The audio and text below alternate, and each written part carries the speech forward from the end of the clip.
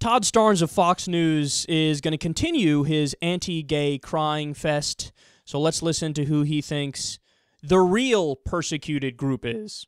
The question, though, about what happens to the church, I think that's going to be the next big battlefield. And I believe that the government's going to have to start coming after pastors in the pulpit. You know, David Jeremiah, I talked to him, and he told me that when he has a sermon on his radio show that airs in Canada, they have to edit that because otherwise he would be violating the hate crime laws up there. I believe we're going to start seeing those hate crime laws here in the United States. I think we're going to see them go after tax-exempt statuses of organizations that do not support, gay rights. And I think that we're going to see some pastors that may, quite frankly, have to go to jail to defend their, to defend religious liberty. Right. Pastors are going to have to go to jail. It's the pastors in America who are just so discriminated against. And notice, everything he's saying is, I think they are going to do X. I am making up that I believe the government is going to do this. Okay, call me when it happens.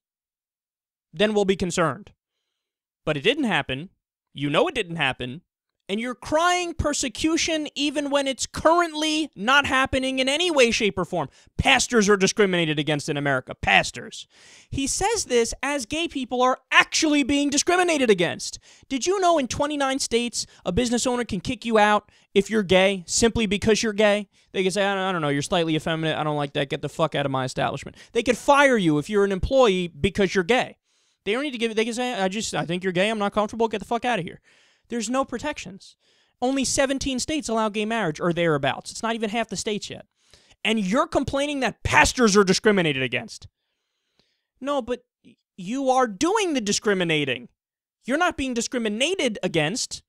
And then also, they whine and cry and bitch. You know who else was whining and crying and bitching?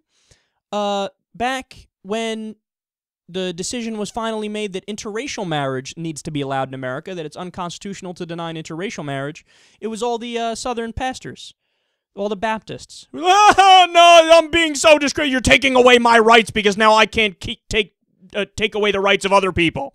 How dare you force me to respect other people's rights? It's within my rights to take away their rights if they're trying to marry and they're black and white or just any mixed race.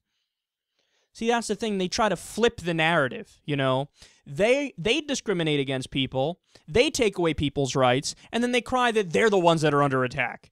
You're not under attack, okay? And just like it was totally unacceptable, and the government was right to say, no. You can't discriminate against interracial couples. If they want to get married, they're going to get fucking married. Who are you? You can't say no to that. That's arbitrary. That's got nothing to do with you. It's got nothing to do with you. If you don't like it, it's none of your business. It's none of your fucking business, right? It's like if somebody gets married and one person's heavy, the other person's skinny. I'm morally outraged. Who the fuck are you? Nobody cares about what you think about this. That's their business. It's not your business. Who are you? That's like a random dude on the streets. I object to this person doing something.